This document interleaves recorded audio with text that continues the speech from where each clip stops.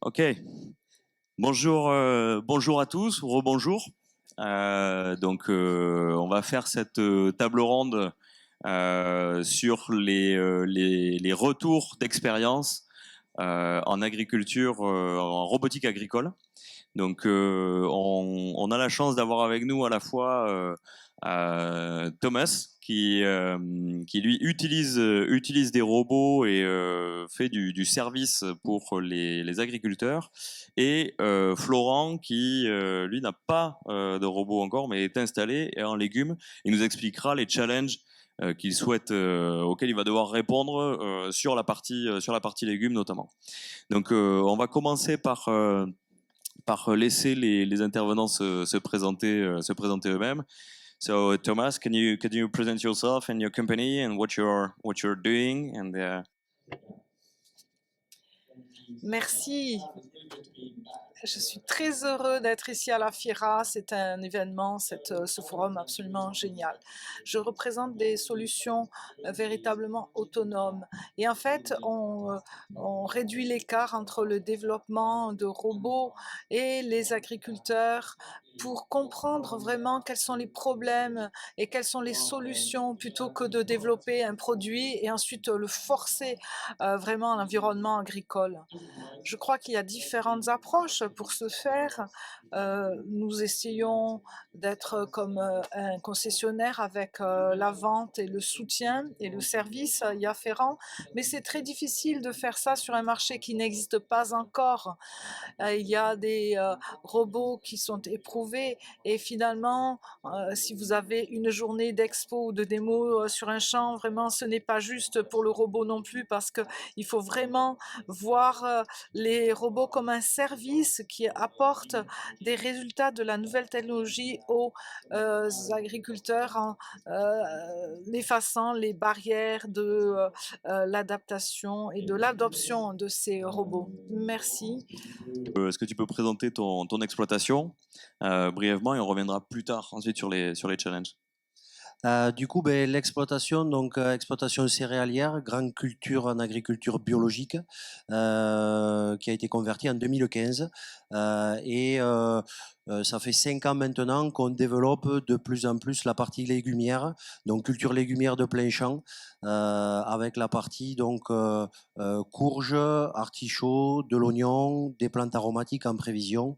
Et effectivement, les solutions robotiques sont un élément sur lequel on réfléchit depuis longtemps. Alors pas pour remplacer personne, mais pour effectivement solutionner quelques problématiques qu'on peut avoir sur notamment le désherbage mécanique, qui en bio aujourd'hui est une question assez importante, et pour lequel, avec des années climatiques qui sont extrêmement différentes, peuvent être parfois très compliquées à gérer. Je pense que c'est intéressant de démarrer par les challenges avant de parler des solutions et des expériences qu'il y a eu derrière.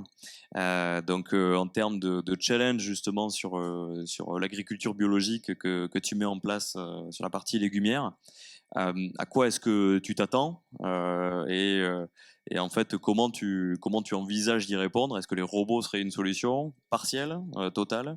Est-ce que tu peux nous en dire un petit peu plus sur ça? Moi, en définitive, la robotique aujourd'hui, c'est vrai qu'on l'a entendu tout au long de la journée, hier aussi et sans doute demain. On a des problématiques de main-d'œuvre, on a des problématiques de confort de travail et autres. Moi, ce que je vois dans la robotique, c'est la propension et l'opportunité de diversification.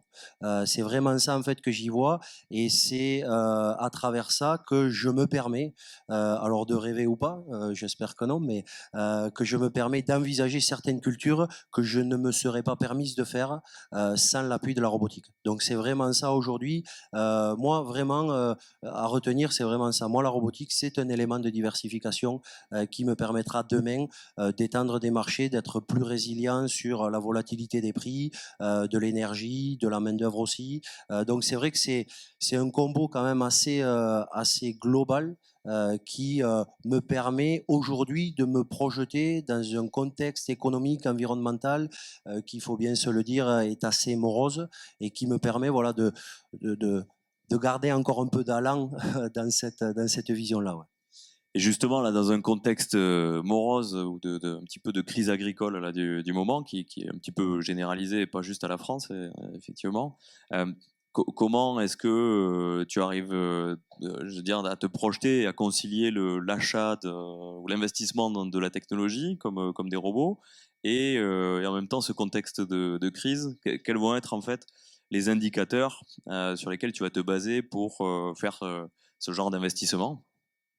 Ben, et effectivement, la réflexion qu'on a là derrière, parce que je suis effectivement pas tout seul, mais la réflexion qu'on a derrière, c'est en soi, c'est de regarder, alors comparativement, oui et non, mais de regarder l'impact de la mécanisation sur les itinéraires culturaux et d'essayer de tenter d'entreapercevoir ce que peut coûter la mécanisation en robotique par rapport à ce qu'elle peut nous coûter aujourd'hui en grande culture.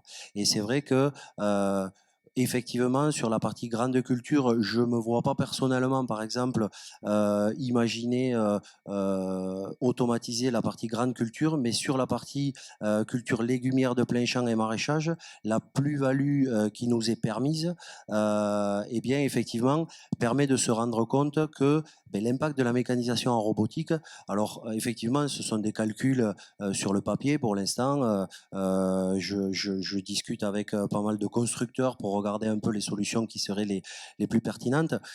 Mais pour donner un ordre de grandeur, voilà, la mécanisation, moi, sur un soja en agriculture biologique, elle est de l'ordre entre 15 et 20% du chiffre d'affaires.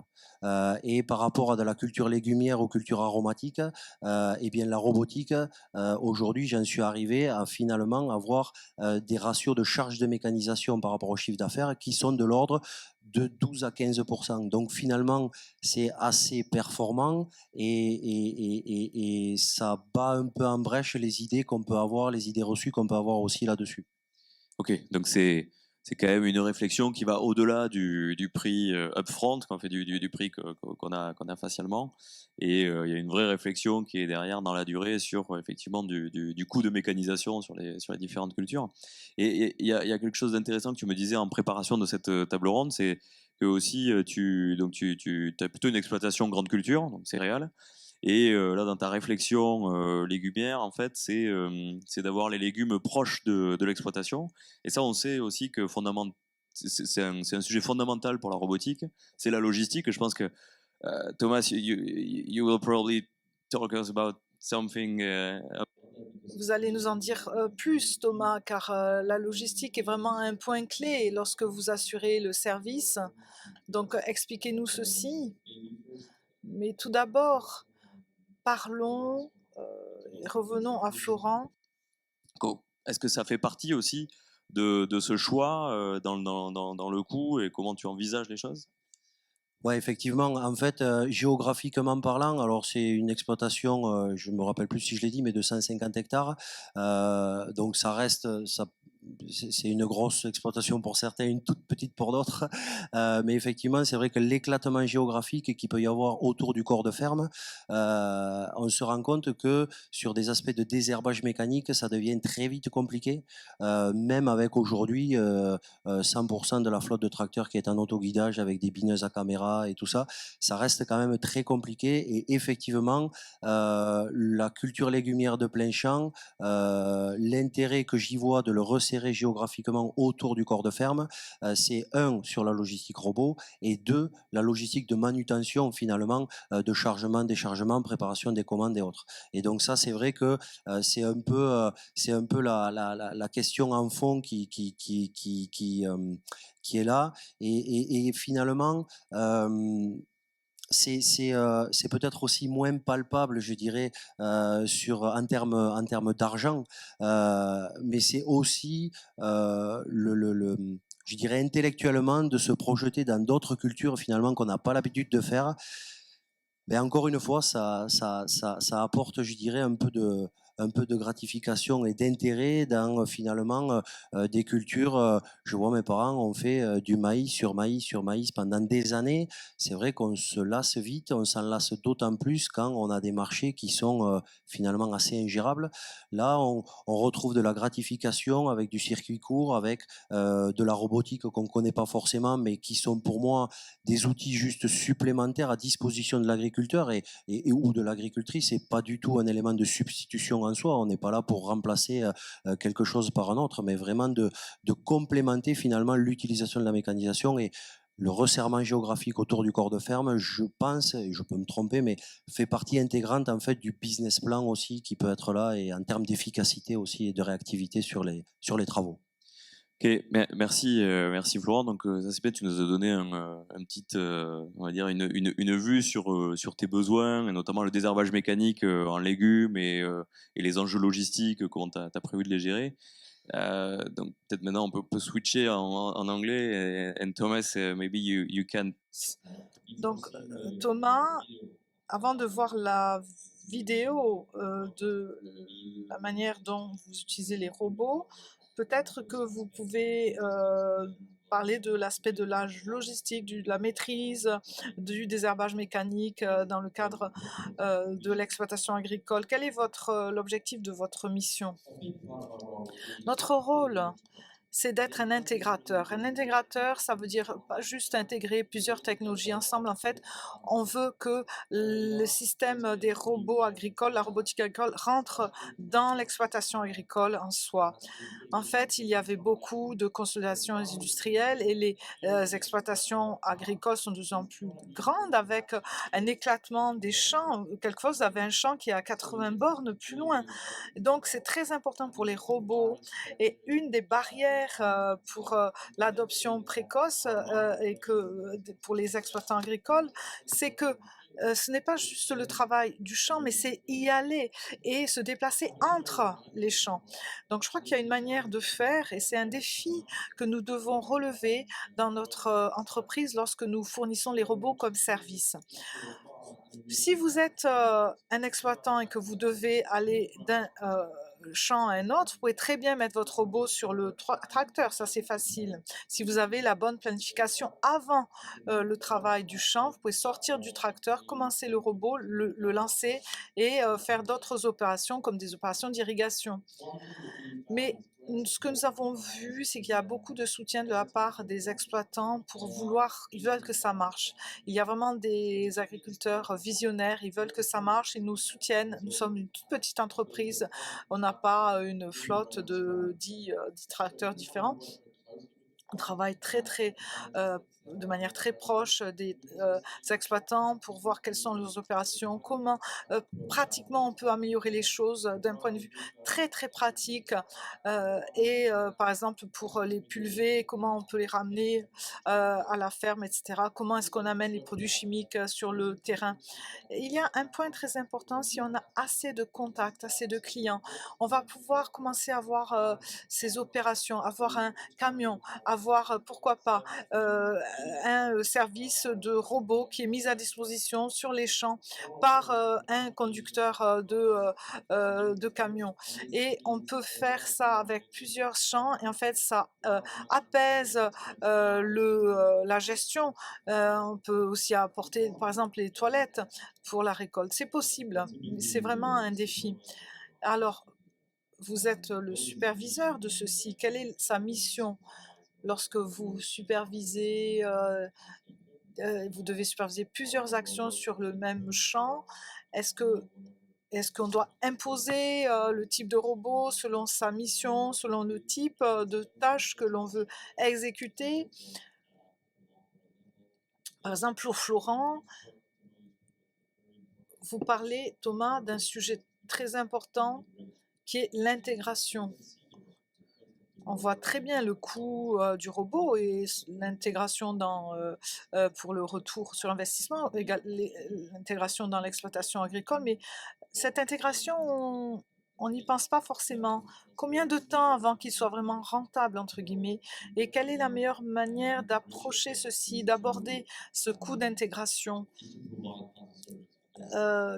grâce à ce service de soutien, vous et les agriculteurs travaillent ensemble et apprennent ensemble et tirent les leçons des expériences. En fait, la question du transport est très importante. Les cultivateurs de légumes ou le gestionnaire de l'exploitation, en fait, son grand rôle, c'est de superviser les choses pour gérer les résultats, la qualité et les personnes qui travaillent sur le champ. C'est exactement pareil avec le robot. C'est pas vous qui conduisez ni le robot ni le tracteur, mais ce qui vous importe, c'est la gestion de la qualité de votre produit, comment est-ce que on va utiliser les produits chimiques au meilleur escient, comment on va utiliser les employés au meilleur escient. Donc c'est un peu comme la gestion des personnes, mais on gère les machines et pas les personnes. Donc ça signifie que, tout comme Florent le disait, pour rejoindre son idée, on ne remplace pas les gens, mais les personnes travaillent différemment et apprennent différemment et leur travail change et évolue avec un travail qui a plus de valeur, avec plus de reconnaissance et plus gratifiant, comme il le disait. Je crois qu'il y a une différence entre la culture des légumes et avec les robots. Il y a une grande valeur à retirer. Il n'y a pas de relation avec le fait de t'acheter un robot et tu perds un employé. Non, ça ne marche pas comme ça. En fait, on va aider la personne à mieux travailler, à être plus efficace. Et c'est le cas en tout cas pour les robots qui s'occupent de ces cultures maraîchères et légumières. Oui. Alors, j'aimerais parler de la vidéo avant de commencer. C'est une vidéo sur un exemple d'opération qu'on a mis en place chez un client. En fait, on voulait prouver le fait qu'on améliorait la production des carottes et des parnais et on est arrivé avec une question très claire. Comment est-ce qu'on peut faire avec un champ de parnais sans mettre de tracteur? En fait, c'était un défi formidable pour nous. Certaines opérations, on les fait à plus grande échelle pour les cultivateurs. Ici, on a intégré ce système de robots sur le même champ pour, à partir de la première culture en sous-sol jusqu'au moment de la récolte. Et on montre tout le processus.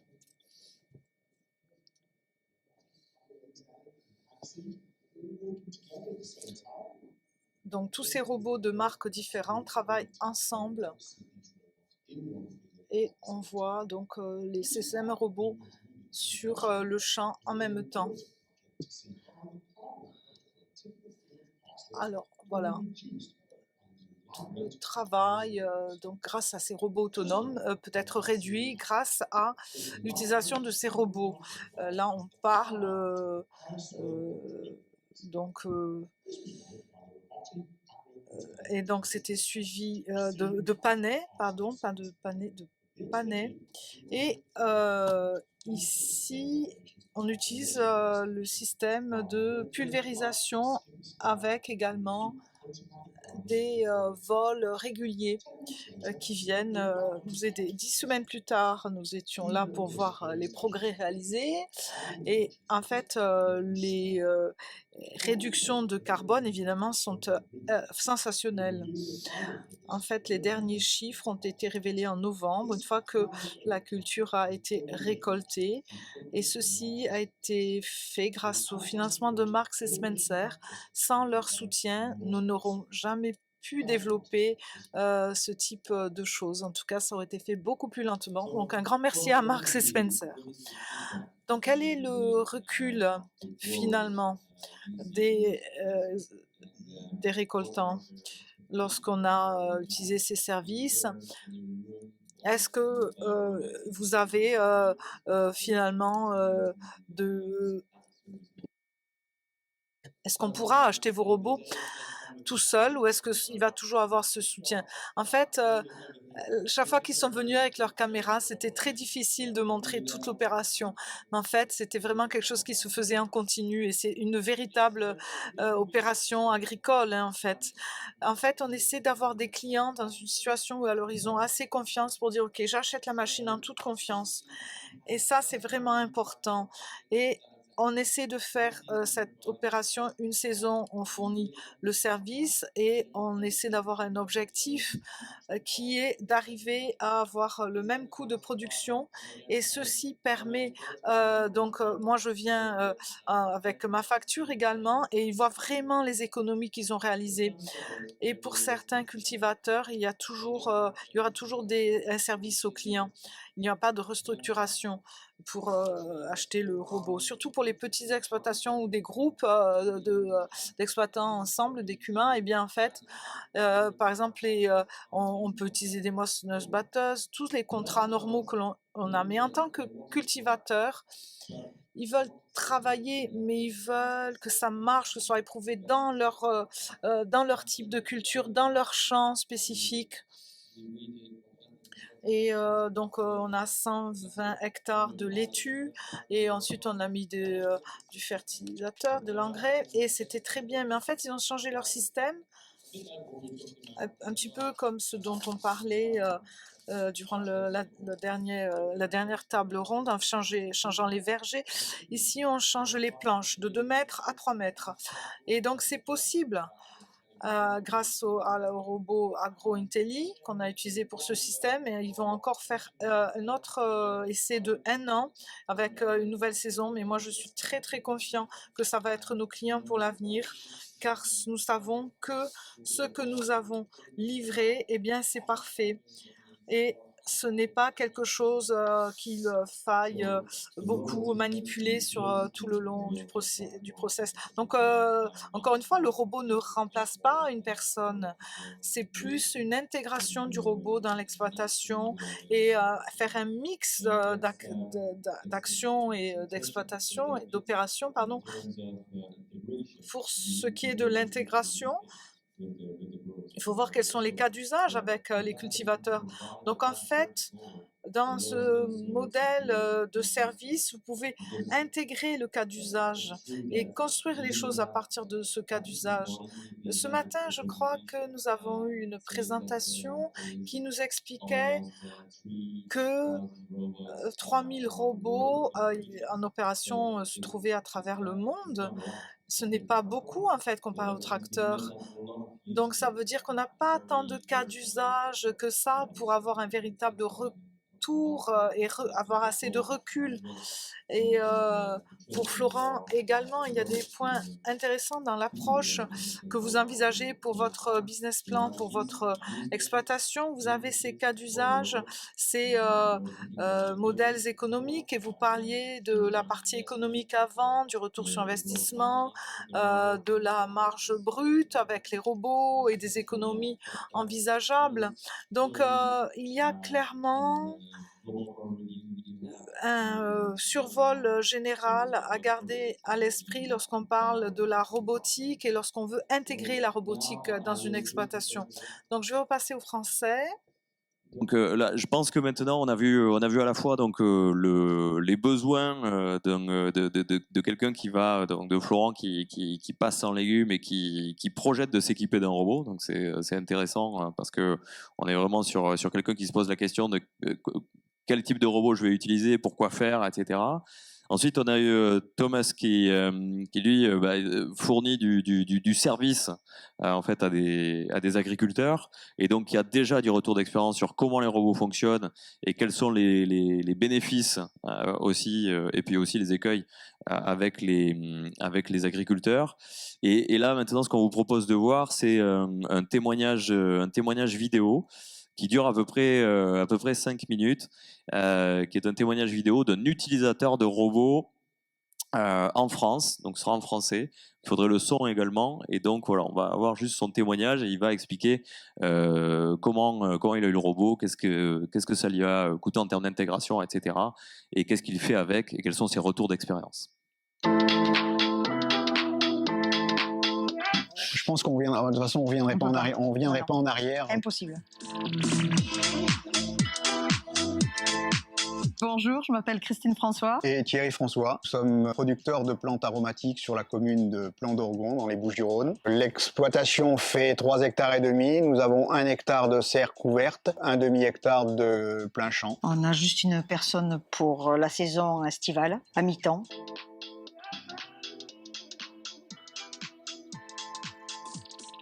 J'ai vu une vidéo sur YouTube. Il y avait une journée porte ouverte dans une station du côté de Sénas, qu'on avait été voir la démo. C'était au tout début. Hein. C'était vraiment Il y avait les la, piquets. la première qui marquaient, génération de... Vraiment le début.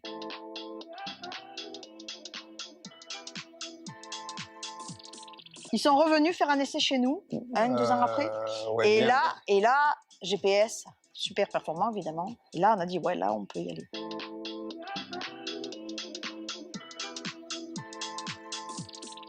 Essentiellement, voilà, des herbages semis. Donc, ben, évidemment, un robot qui sème en autonomie, pas mal de travail. Hein, du travail qui prenait quand même énormément de temps puisqu'il fallait marquer au sol, tracer des lignes. Donc déjà, voilà. Avant, on mettait le goutte à goutte pour pouvoir tirer droit. Alors que là, c'est le robot qui fait ça tout seul. Du coup, le robot peut travailler jusqu'à ce qu'on ait mis le goutte à goutte. C'est quand même déjà un grand boulot en moins à ce niveau-là. Dès que le semis a levé, en fait, on fait un premier passage déjà. Donc, s'il y a des petites herbes, au moins on les attrape. Ça n'empêche pas qu'il faut y repasser, mais déjà... Plus on intervient tôt, donc plus les adventices sont petites et plus on limite la pousse derrière. C'est sûr que si on intervient sur la petite adventice, et ben ça fait... c'est que mieux. Ça fait, voilà, ça fait un meilleur travail. Pour faire un désherbage manuel sur les adventices comme ça, même petites, ça demande, pour faire une serre complète, ça demande une demi-journée. Alors qu'avec le robot, c'est fait en même pas 1 heure. Ouais. Faut avouer que le robot, lui, il va passer beaucoup plus facilement. Il est plus léger déjà, donc il peut passer plus tôt, beaucoup plus tôt. Après, ben, évidemment, semer physiquement ou avec le robot, il n'y a pas photo. Culture qui passe le plus souvent, ça va être coriandre, cerfeuillanette, thématiquement, il va y passer. Avant, on plantait le basilic, on plantait la ciboulette. Maintenant, il nous le sème.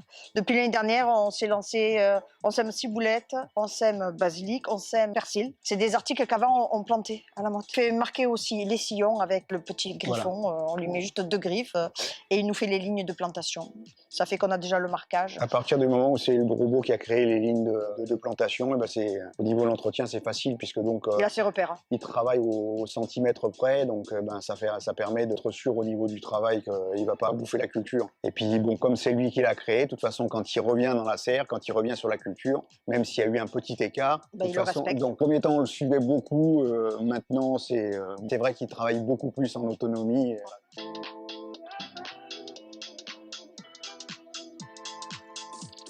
Ça a simplifié beaucoup de choses, c'est beaucoup plus rapide. Chacun peut intervenir simultanément et avertit tous les deux s'il y a un problème. Une personne peut commencer à faire la mission, elle a autre chose à faire, la deuxième vient avec son téléphone, prend le relais et donc poursuit la mission, savoir dans quelle serre il est et à quel niveau il est.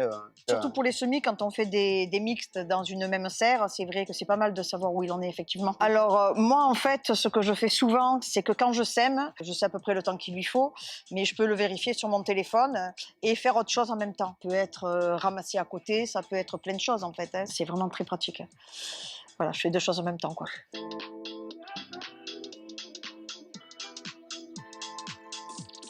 Les doubles roues, là, franchement, c'était une grosse évolution quand même. Un gain de temps, là aussi, c'est pareil, quand même. On avait un jeu de roue simple et un jeu de roue double, de roue jumelée. Et donc, avec le nouveau système... La roue simple reste en place et on a juste à rajouter une roue. On a juste à rajouter la deuxième roue et c'est quand même beaucoup plus simple. L'outil est de plus en plus sensible et peut s'adapter autant que nous à nos besoins. Hein. C'est vrai qu'on commence à bien fusionner, je trouve.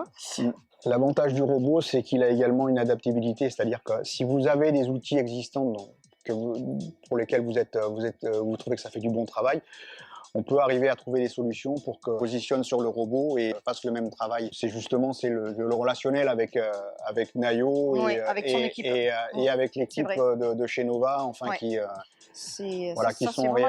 sont réactifs et au niveau entretien, le robot, il nécessite vraiment pas grand-chose, quoi. C'est voilà, 1 fois par an, ils vont vérifier que tout aille bien.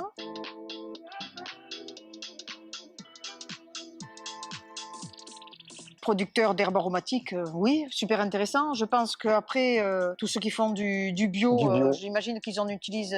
En tout cas, il y a de quoi faire. Producteur bio, je pense que ça peut être super intéressant aussi. Ça peut être un compagnon intéressant. Effectivement. C'est vrai qu'avec la mise en place des routines, c'est-à-dire à partir du moment où on a la date de semis, mettre 5 jours, 8 jours après, on sait qu'il va falloir faire un apport d'engrais.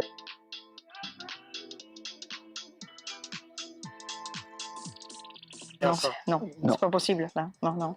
On viendrait On pas peut en pas. arrière. On viendrait Non, pas en arrière. Impossible. Prendre du personnel pour faire Non, on peut plus. C'est pas pour possible. faire ce que fait le Non, non, robot, ou pas, on trouve personne. Il y a quelques années en arrière, vous aviez régulièrement des personnes qui venaient qui cherchaient du travail, qui étaient pas regardantes. On leur disait faut faire du désherbage, ça leur posait pas de problème. Maintenant, vous leur dites c'est du désherbage qu'il y a à faire, ils partent tous en courant. Puis même, c'est pas rentable de toute façon.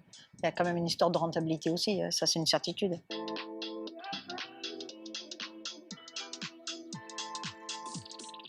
Un aspect qu'on peut peut-être aborder aussi, c'est qui Yeah, okay, I just cut the video because it's about the subsidies and it's very dedicated for France. So it's not about what we want to talk today. What is the experience of those growers? Donc, on a arrêté parce qu'on parlait des subsides et donc c'est quelque chose qui est franco-français. Donc, le modèle de service, Thomas, est-ce que vous allez le continuer ainsi? And it's starting to get that way. Oui, sincèrement, nous allons continuer ainsi car l'agriculture est un environnement en évolution constante aujourd'hui. Donc, il n'y a pas juste des méthodes et des pratiques standardisées, il y a vraiment des choses à faire et travailler avec l'industrie également, avec un contrat que nous avons fait avec la betterave, par exemple. C'était un grand succès du point de vue du coût, mais ils ont décidé pour 2025 de faire en fait une seule pulvérisation. Et c'était quelque chose de très différent. Et pour vendre le robot, pour qu'il travaille sur l'exploitation agricole, il faut savoir comment il va travailler. Pour les salades, c'est complètement différent. Mais on ne fait pas juste les tracteurs autonomes. Être autonome et se conduire soi-même, ça fait partie de la procédure. Vous avez également les attelages et les outils pour faire du désherbage mécanique et les récoltants utilisent une bineuse fixe et finalement il y a maintenant un système de guidage et on ne revient jamais, une fois que la technologie est là, qu'elle opère bien, de manière efficiente, on ne revient jamais en arrière. Est-ce que ça peut être autonome? Très bien, c'est une étape de mécanisation pour automatiser, c'est plutôt automatisé plutôt que autonome. Et en fait, une fois qu'on a fait ceci, on ne revient jamais en arrière, en effet. Je passe à Florent en français. Du coup, on va peut-être te laisser la main pour la conclusion, puisque tu as fait l'introduction aussi en exprimant les besoins finalement et comment tu comptes y répondre au travers de la robotique. Et maintenant, peut-être pour conclure et donner ensuite la place aux questions dans la salle, mais pour toi, c'est quoi les prochaines étapes en fait et c'est quoi un peu ta feuille de route pour intégrer de la robotique, on va dire, de la meilleure des manières, en considérant justement toute cette complexité qu'on a un peu évoquée là aujourd'hui, et tous ces bénéfices, mais aussi cette complexité. Donc, quelle est ta feuille de route là-dessus? Et puis après, on passera la main à la salle pour des questions. Ben, la feuille de route, on la travaille tous les jours et elle évolue tous les jours, mais effectivement, c'est tout d'abord voilà ce que ça peut générer comme investissement, sur quelle vision plus ou moins long terme on peut espérer rentabiliser ce genre d'investissement-là.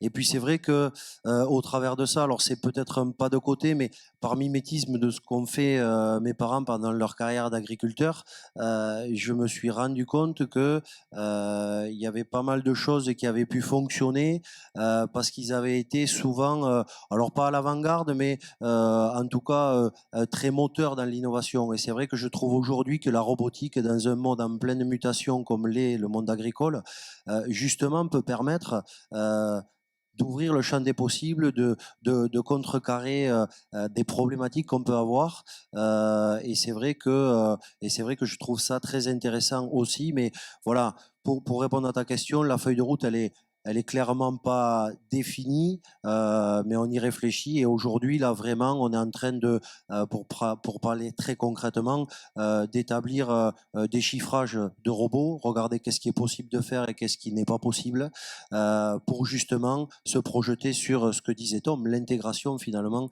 de ces robots dans une exploitation agricole. Merci beaucoup, Florent. Je vais passer la main à la salle. Du coup, est-ce que vous avez des questions pour Thomas ou Florent, ou par rapport au sujet qu'on vient de traiter? For English speaking, feel free to ask questions, and if it's for Florent, I will introduce. Donc on a le service de traduction pour si vous souhaitez poser des questions en français ou en anglais. S'il n'y a pas de questions, je vous propose de vous remercier les membres de notre table ronde. Non, merci beaucoup. Et puis, écoutez, je vous souhaite de passer une